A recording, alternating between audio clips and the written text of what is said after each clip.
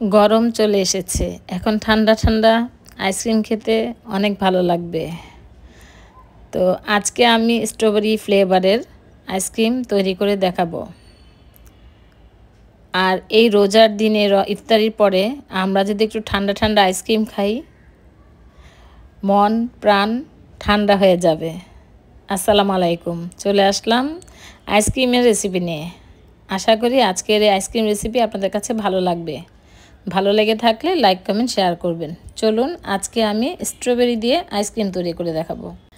এখানে আমি 250 গ্রাম স্ট্রবেরি আনিয়েছি। তো আমি এখানে সবগুলি দিব না, 6 থেকে 7টা ব্যবহার করব। তো আমি কিন্তু এগুলি ধুয়ে নিয়েছি। এখন এই যে উপরের যে খোসাটা সেটা ফেলে দিলাম, দিয়ে আমি এখন 2 পিস করে এটাকে ব্লেন্ড করে নিব, একটা পেস্ট করে নিব আর কি। তো যেহেতু আজকে আমি স্ট্রবেরি দিয়ে আইসক্রিম বানাবো, আমি কিন্তু আজকে আইসক্রিমটা প্রথম বানাচ্ছি। তো আমি ভাবতেও পারি নাই আজকের এই প্রথম আইসক্রিম রেসিপি এতটা ভালো হবে। যাই হোক, তাই আপনাদের সাথে আজকে শেয়ার করা। তো খুব সহজভাবে আজকে আইসক্রিমের রেসিপিটা আপনাদের সাথে শেয়ার করছি। তো চাইলে এখানে স্ট্রবেরি ছাড়া আপনারা বানাতে পারেন, শুধু ভ্যানিলা আইসক্রিম বানাতে পারেন। যেহেতু স্ট্রবেরির সিজন, তাই আমি স্ট্রবেরি দিয়ে বানাচ্ছি। তো স্মুথ একটা পেস্ট করে নিয়ে এসেছি। চলুন এখন চুলায় চলে যাই। তো একটা ফ্রাই প্যান বসিয়ে দিয়েছি। এখানে আমি 1/2 কাপ তরল দুধ নিয়েছি। এই যে আমি সবসময় বলে থাকি সেহরিতে যে দুধ থাকে, সেই দুধ দিয়ে কিন্তু আজকে আইসক্রিমটা বানাচ্ছি। আর দিয়ে দিয়েছি 1/3 কাপ চিনি, আর এখন দিয়েছি 1/2 কাপ কর্নফ্লাওয়ার, আর 1 টেবিল চামচ উঁচু করে গুঁড়ো দুধ। আমি কিন্তু এখনও চুলাটা ধরাইনি, এগুলি ভালো মতো মিশিয়ে তারপর আমি চুলাটা ধরিয়ে দিব। তো কর্নফ্লাওয়ার আমি যেহেতু 1/2 লিটার আইসক্রিম বানাবো, তাই কিন্তু আমি 1/2 টেবিল চামচ কর্নফ্লাওয়ার দিয়েছি। যদি আপনারা বেশি বানান তাহলে এগুলি সব বেশি বেশি করে দিবেন। তো আমি কিন্তু অলরেডি চুলাটা ধরিয়ে দিয়েছি, দিয়ে এখন একটা বলক আনাবো। ওই পর্যন্ত কিন্তু আমি অনবরত নেড়েই যাচ্ছি, নাড়ানাড়ি থামা যাবে না যেহেতু কর্নফ্লাওয়ার দিয়েছি। তো বলক চলে এসেছে, এখন আমি পেস্ট করা রাখা স্ট্রবেরিটা দিয়ে দিচ্ছি। দিয়ে এটাকেও কিন্তু আমি একটা বলক নিয়ে আসব, আনিয়ে তারপর আমি ঠান্ডা করে তারপরে আইসক্রিম বানাতে চলে যাব। যাই হোক, এখানে চুলার মধ্যে আমার স্ট্রবেরির কালারটা কিন্তু ক্যামেরাতে কেমন জানি একটু অন্যরকম আসতেছে, কিন্তু কালারটা খুবই সুন্দর ছিল। পিঙ্কিশ কালার একটা ছিল, এত ভালো লাগতেছিল যেটা বলে বোঝাতে পারবো না। কিন্তু ক্যামেরায় কেমন জানি একটু কালচে আসতেছে। যাই হোক, 2-1টা স্ট্রবেরি একটু দানা দানা রয়ে গেছে, ওইটা কোনো ব্যাপার না। তো আমি কিন্তু ভালো মতো নেড়েচেড়ে এটাকে মিশিয়ে ঠান্ডা করে নিয়ে এসেছি। এখন আমি বরফ ঠান্ডা ক্রিম, এখানে আমি ট্রপিক্যাল ক্রিমটা ব্যবহার করেছি। আপনারা চাইলে যে কোনো ব্র্যান্ডের ক্রিম ব্যবহার করতে পারেন। তো ক্রিমটা আমি এখন বিট করে নিচ্ছি।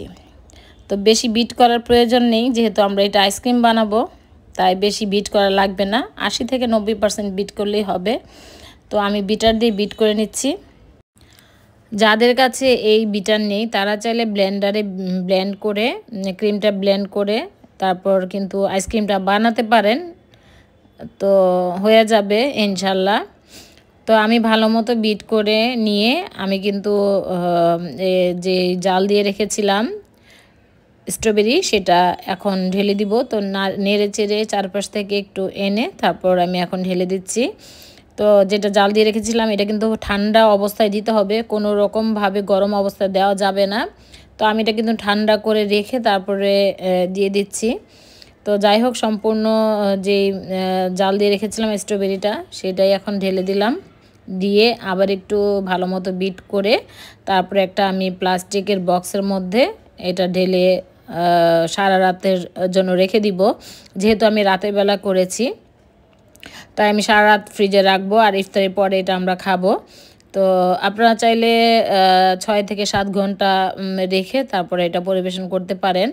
একবার হলেও আমার এইভাবে যে আইসক্রিমটা আমি বানাচ্ছি, খুব সহজভাবেই কিন্তু আপনাদের সাথে আইসক্রিমটা বানানোর চেষ্টা করেছি।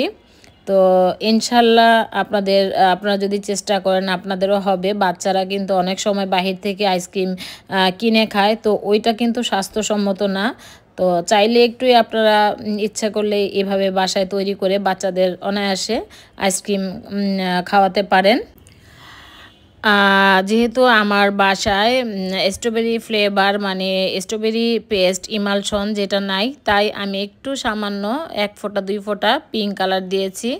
তো যদি আপনারা কেউ আইসক্রিম সেল করে থাকেন, স্ট্রবেরি ইমালশনটা অবশ্যই আনিয়ে নেবেন। আর যেহেতু আমরা এখন বাসায় খাবো, তাই আর আমার যেহেতু ছিল না, তাই আমি ব্যবহার করি নাই। যাই হোক, তাতে কোনো সমস্যা নাই। তো এখন আমি যে একটা ওয়ান টাইম বক্সের মধ্যে আইসক্রিমটা খুব সুন্দর মতো এটাকে ঢেলে নিয়ে একটু টেপ করে, ভালো মতো টেপ করে, এটা আমি উপরে একটু স্ট্রবেরি ছোট ছোট করে কেটে, একটা স্ট্রবেরি কেটে আমি একটু সৌন্দর্যের জন্য দিয়ে তারপর এটা ডিপ ফ্রিজে রেখে দিব। 6 থেকে 7 ঘন্টা রাখলে হয়ে যাবে। তো যেহেতু রোজা, আমরা যেহেতু ইফতারি পরে খাবো, তাই এটা সারা রাত থাকবে, সারাদিন থাকবে, সন্ধ্যার পরে আমরা খাবো। তো আমি আইসক্রিমটা মানে বানিয়ে নিজেই অবাক হয়ে গেছি যে এত সুন্দর হয়েছে বা হবে, আমি ভাবতেও পারি নাই। তো আপনারা চাইলে এইভাবে বাসায় বাচ্চাদেরকে মানে খুব অল্প উপকরণ দিয়ে স্বাস্থ্যসম্মত আইসক্রিম বানিয়ে খাওয়াতেই পারেন। আপনারা যারা বড়রা আইসক্রিম পছন্দ করেন, চাইলে তো আপনারাও খেতে পারেন। তো যাই হোক, এই যে আমি এখানে ছোট ছোট স্ট্রবেরি কেটে নিয়েছি, এখন এটা একটু দেখা সৌন্দর্যের জন্য দিয়ে দিচ্ছি। তো এইভাবে আপনারা বানিয়ে খাবেন।